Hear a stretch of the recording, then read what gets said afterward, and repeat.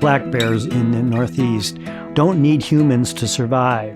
It's only when humans provide something that's really easy for them to gain a food source that we have problems. The most help to the bears is not to feed them. Because believe me, I for one would just love to be feeding bears or anything such as I could hang out with them. And I can't do that, and I don't do that. They eat a lot of vegetables, grubs. They're opportunists. But if there's a time to hunt, they will be a predator. They need to survive. Catskills black bears and Catskills humans have every reason to get along very nicely, if humans do the right thing. On this week's show, living harmoniously with the black bears among us, and how to respond if a bear gets too close for comfort. You've heard of Goldilocks and the Three Bears. This is Catscast and the Three Bear Experts. Well, my name is Kristine Flones. I've been a resident of Woodstock for about 32 years. I got on this adventure with animals here in Woodstock through just an accident, and someone asked if I'd take care of a crow, and I said, oh, sure. I had no idea what I was getting into, and I ended up having a mentor and becoming a licensed wildlife rehabilitator in the state of New York. I'm Bill Rudge, Natural Resource Supervisor for the Department of Environmental Conservation. Before that, I was a forester for the department.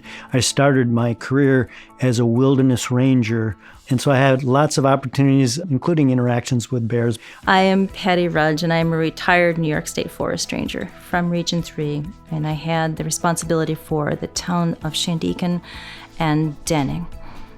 I have had and continue to have a great deal of exposure to that which goes on in the wildlands around here. As Catskills black bears emerge from hibernation, this is a very good time to remind ourselves how best to share space with them. As soon as there's warm days like this, a bear could wake up, and then, of course, if it's this area and it's Wednesday and the garbage is out, that's a very good source of food. Pizza, fabulous. Leftover salmon, fabulous. Hamburgers, fabulous. It's like bird feeders, fabulous. You know, sunflower seeds, it's heavy in oil and protein, and that's a great food.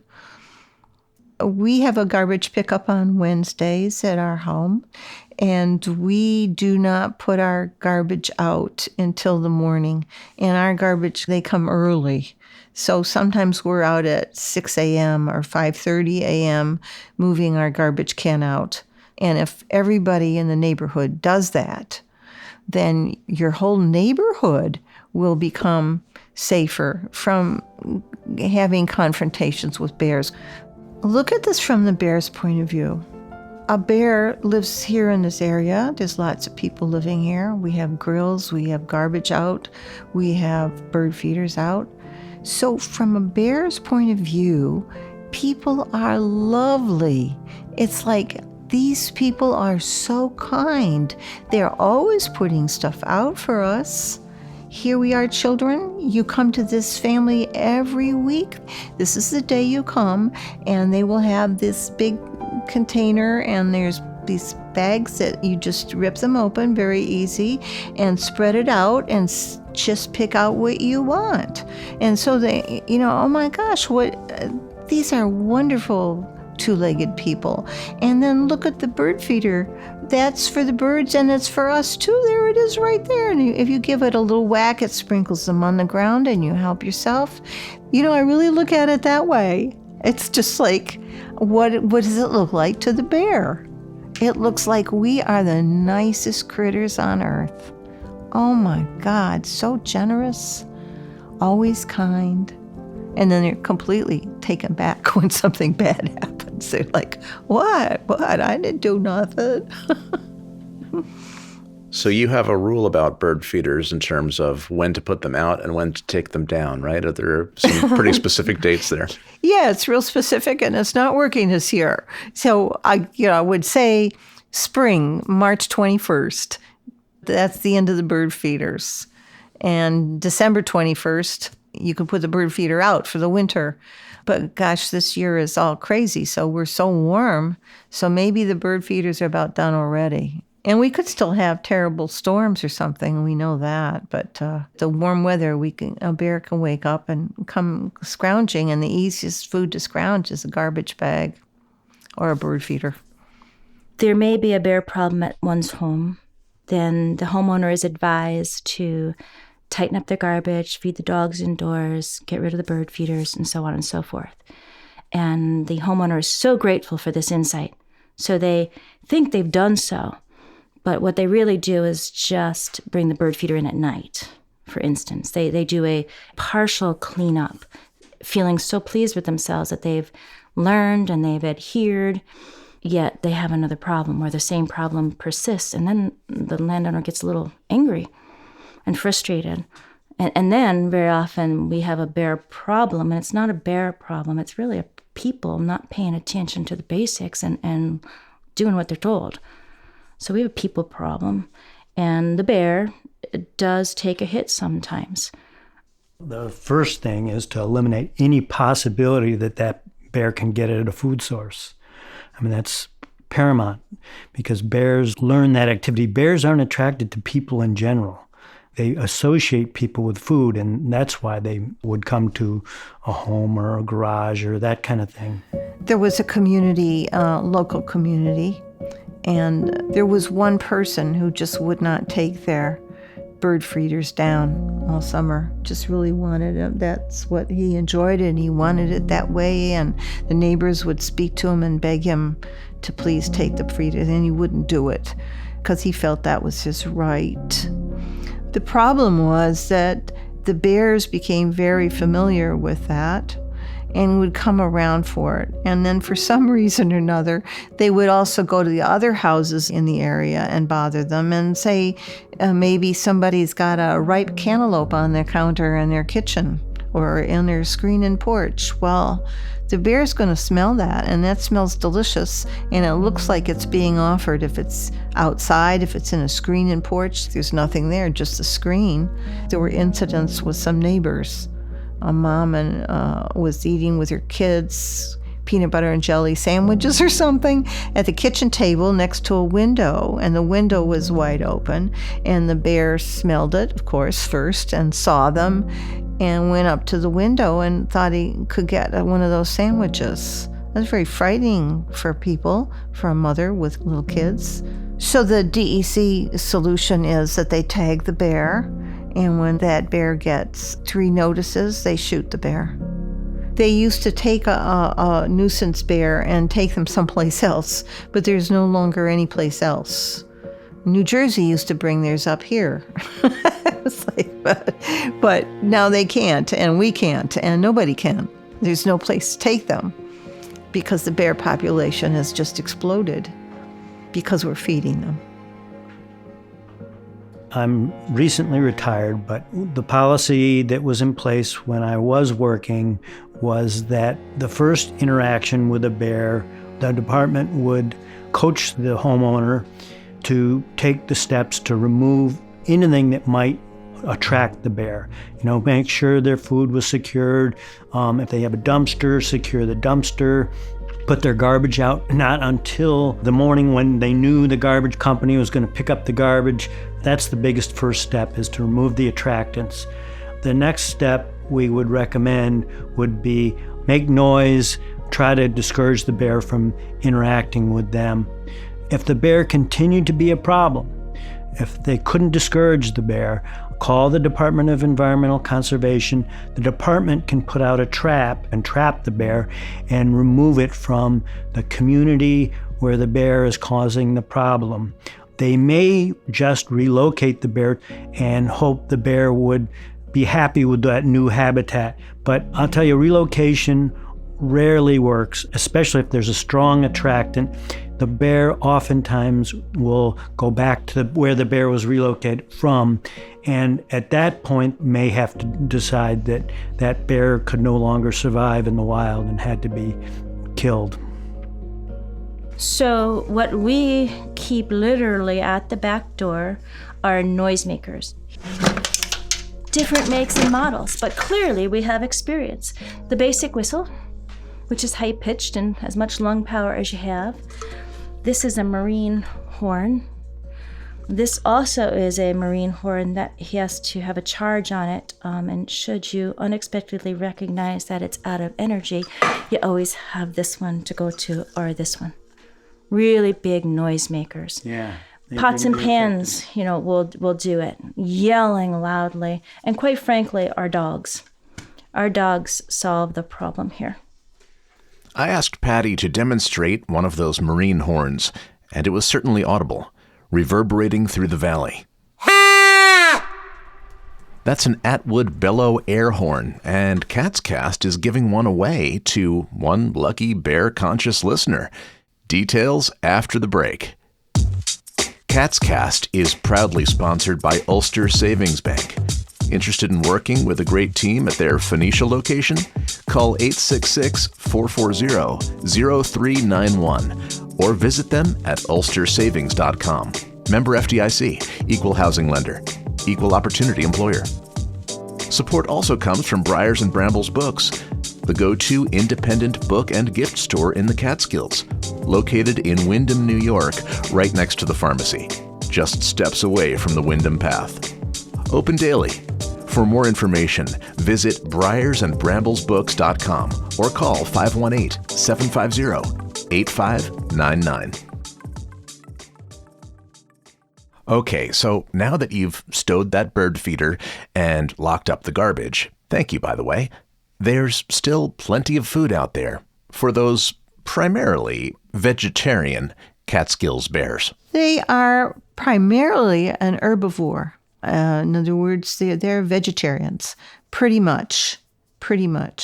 But when they come out in the spring, one of the things you'll see is that the bears will be rolling over old logs and stuff in the forest, and they're looking for grubs, and they might be looking for mushrooms or other bugs or whatever in that rotting wood that's fallen on the forest floor, which is another reason why it's good not to clean up your forest, but to let things be there that are rotting, because they attract different kinds of insects or whatever critters that then are useful. It's a whole food chain. That's important too. They'll eat a lot of mast, and that's the name for beech nuts, acorns, cherry drops, and they're seasonal. But it's classic to walk up on our woodlot or anywhere in the woods, but when you see a lot of rocks, just flip, and it's amazing to think that they'll work that hard, make that much effort for a little bug. Little grub, right. Berries, nuts are a fabulous source for a lot of animals, for bears. The acorns, the hickory nuts, there's leaves. All the Native American societies have clans, and the bear clan is the clan of healers, because the bear is believed to know all the healing plants. I suppose that they know which plants to go to if they have a stomach ache or whatever. And if you happen to bump into a bear as it's foraging in the woods, well, Patti Rudge has this advice. I would stop, for sure. I would see if there's more than one, meaning that it might be a sow with cubs. Right. And then make certain that bear, if it's terribly close, sees me as well. Because again, in the woods, it's a really beautiful thing to sit back quietly and watch the wildlife and enjoy it doing what it naturally does. But if you are startled by the bear, or if the bear, in turn is startled, you want to make sure it knows you're there and it knows you're human. And the easiest way to do that is to be big and to talk at it. And I would always tell people to speak on or to yell on the exhale. It gives you some control and a sense of command. So you simply set your diaphragm and you yell, "No bear," or "Go bear," or "I'm human bear," rather than on the inhale and a squeal, and you don't have the control, and you want to give yourself a sense of command. Right. And Kristine Flones elaborated on the approach she would advise. If you're hiking or walking and you find a bear, that's your good manners, and say, oh, hello, and gently retreat or go around, look around. Do you see cubs? Do you see other bears? Do you see anybody else? And just being respectful. If you are out in the woods and you run into another person, you probably take a look at them and assess that person. and you might greet them and you walk around them, you give people space, and you do the same thing with the bear. Give them space. If it's a female bear, it's a mama bear, and she's got cubs, the cubs are taught to climb a tree, usually a pine tree because it has really great gnarly bark. She wants to protect her cubs. She might do a big ho or a hoof or a hum right at you and make a noise. And then she's telling you to back off. So then you know you have to somehow go around that situation.